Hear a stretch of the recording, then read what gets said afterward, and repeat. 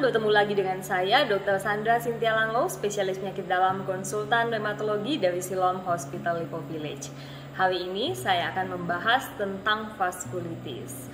Nah, vaskulitis ini adalah kelainan pada pembuluh darah atau radang pada pembuluh darah.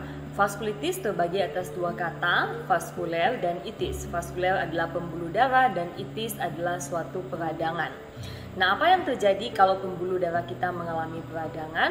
Pada saat mengalami peradangan, ini akan mengakibatkan pembuluh darah kita bisa menjadi menebal dan terjadi kerusakan pada struktur pembuluh darah itu, dan akibatnya pembuluh darah bisa menyempit. Akibatnya tentu saja karena pembuluh darah ini berbentuk seperti pipa, sehingga aliran darah dalam pipa ini menjadi terhambat kalau dia menjadi sempit.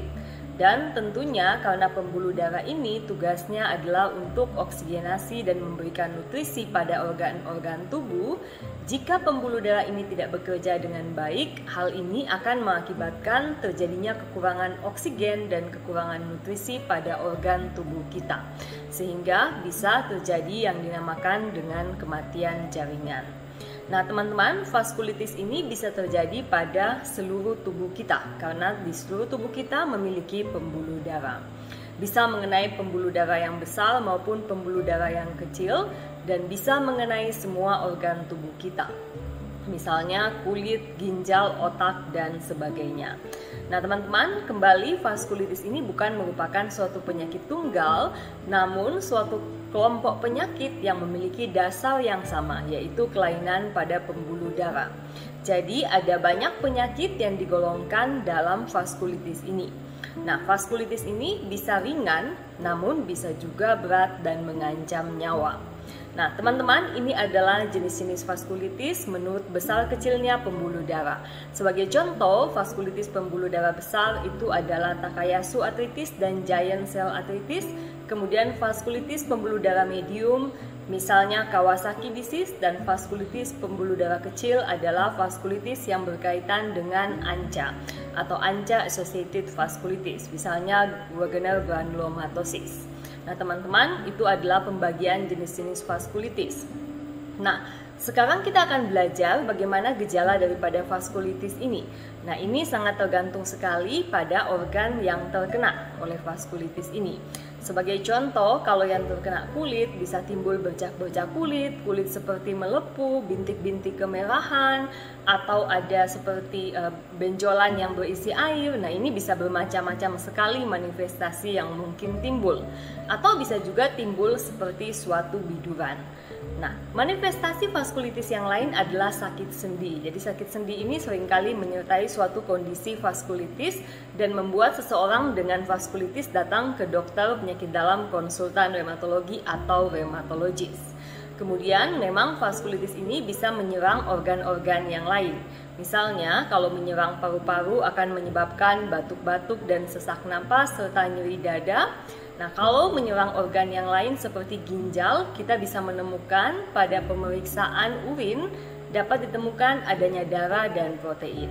Tentunya darah ini seringkali bukan darah yang kita bisa lihat dengan mata telanjang, namun ini dilihat dengan pemeriksaan laboratorium dari sampel urinalisis kita atau sampel air seni kita.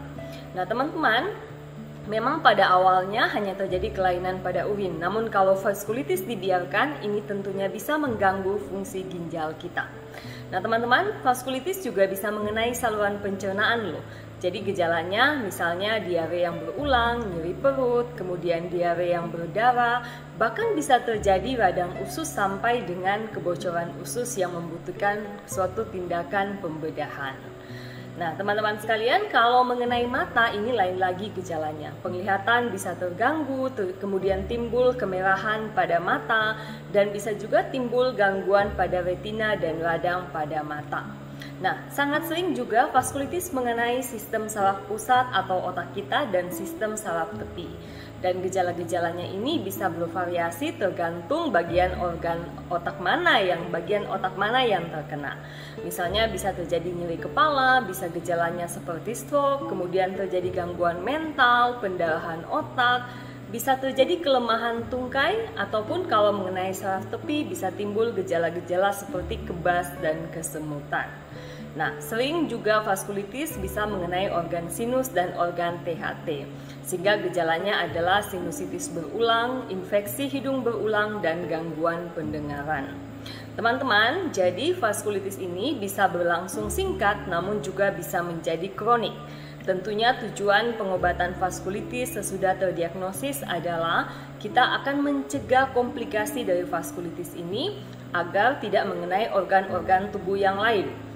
Seperti contoh misalnya otak, ginjal, jantung, dan paru-paru. Nah tentunya seorang rheumatologis dalam menangani vaskulitis akan bekerja sama dengan bidang-bidang yang lain yang terkait sesuai dengan organ yang terkena pada vaskulitis ini. Misalnya kami bisa bekerja sama dengan dokter paru, dokter jantung, dokter kulit, dokter mata, dokter THT, dokter saraf, dan bidang-bidang lain yang terkait. Teman-teman sekalian, demikian penjelasan saya tentang vaskulitis. Semoga bermanfaat untuk kita semua. Tetap ketatkan protokol kesehatan di masa pandemi COVID-19. Sampai bertemu dalam Instagram Autoimmune Rheumatic Info edisi selanjutnya. Salam sehat untuk kita semua.